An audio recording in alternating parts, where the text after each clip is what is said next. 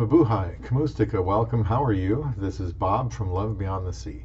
It is critical to be honest with your Filipina. This is part 2 of a review of excerpts from a book by a divorce attorney named James J. Sexton, and I am reading from an article I will link as well as a link to his book called If You're in My Office, It's Already Too Late.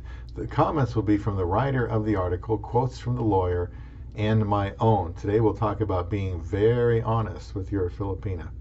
Subscribe to Love Beyond the Sea and get notifications for upcoming videos, as I want to be as helpful as I can be to Westerners to get it right with a Filipina and make the rest of their lives something to greatly look forward to. Comments are encouraged.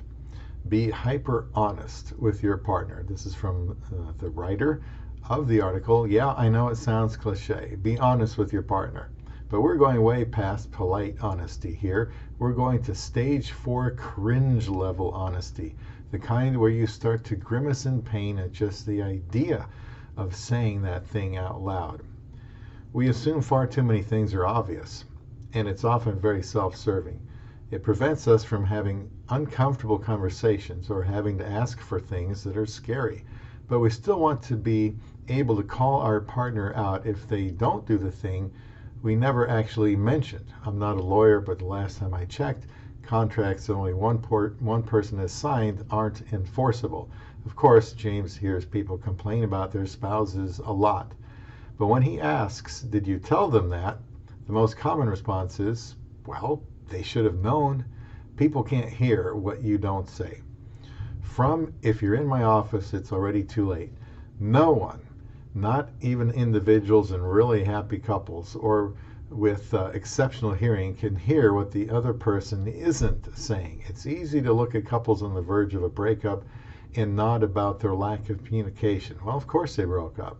They long ago stopped communicating frequently and effectively. But that could also be Monday morning quarterbacking. Flip the sentiment and it makes just as much sense.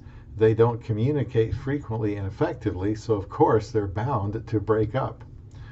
The writer says if you don't tell them, they can't address it. So you stay irritated, and resentment festers, and that leads to arguments that reach call 911 levels, because the argument isn't about what the argument is about. So communicate early and often. Say that thing even if it makes you uncomfortable, especially if it makes you uncomfortable, because grievances that go unspoken accumulate compound interest at a faster rate than your 401k. You wouldn't ignore your bank balance for a month. Don't ignore the state of your relationship for that long either. Fix the small cavity so it's not a root canal later. So from the book, If You're in My Office, It's Already Too Late, everything comes out eventually. Everything. One reason to get it all out is to make things unpleasant sooner rather than later, because the latter unpleasant is way more unpleasant. The other reason is so that the real problem can be discovered before it gets buried. We try so hard not to chip the glass that we shatter it. We try so hard not to cause our spouse mild irritation with a difficult conversation that we inadvertently create a major issue in our relationship that never gets fixed, and that leads to much larger problems. The writer adds, have your spouse read this post, and then when something comes up you can say, can we have a hyper honesty moment? Timing is important. Yes, sooner beats later, but you don't want to have serious relationship discussions when someone is late for work or operating a bandsaw. Focus on talking about your feelings. Avoid blame and accusations. From If You're in My Office, It's Already Too Late. Share how you're feeling without attempting to explain it. You feel how you feel, and those feelings have repercussions, both short and long term. They inform how we relate to our spouse or partner on a day-to-day basis.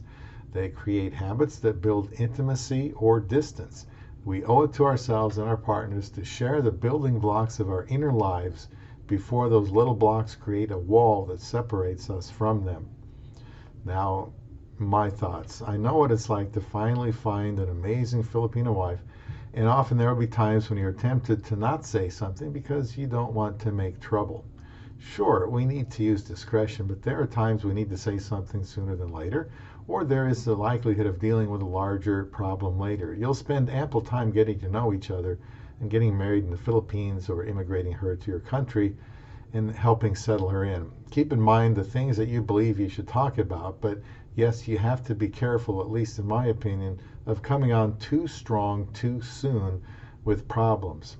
Being brutally honest is one thing, but when to do so is another. I just think you have to be wary of all the adjustments your Filipina is making and how they affect her life. Leaving home with her, family and friends, her normal surroundings, now in a new environment with a new person in her life. Some things aren't as important as others, such as how the dishwasher should be loaded, or maybe the kind of food that is bought, or how to decorate the house, but something that could create a big rift needs to be gotten out in the open. For example, if you don't feel enough time is being spent together, you need to bring this up and explain how you feel about it, how it is affecting you. If you notice a hesitance to communicate, a great disparity in philosophy in spending money, or how your future plans aren't going the same direction, whatever it is, please talk about it before you explode and say things that cause damage. It might be about intimacy. It may be about some kind of aspect of having an age gap marriage, or maybe you feel you are a distant second best to her family. But say what needs to be said. Just be sure to preface it with you love her very much, and you want her to understand that the thing you need to talk to her about can't be ignored, and you believe you owe it to her to be honest about it. It may be that you are unhappy with the amount of money being sent home to the Philippines. Then you must take the time to honestly talk to her about it.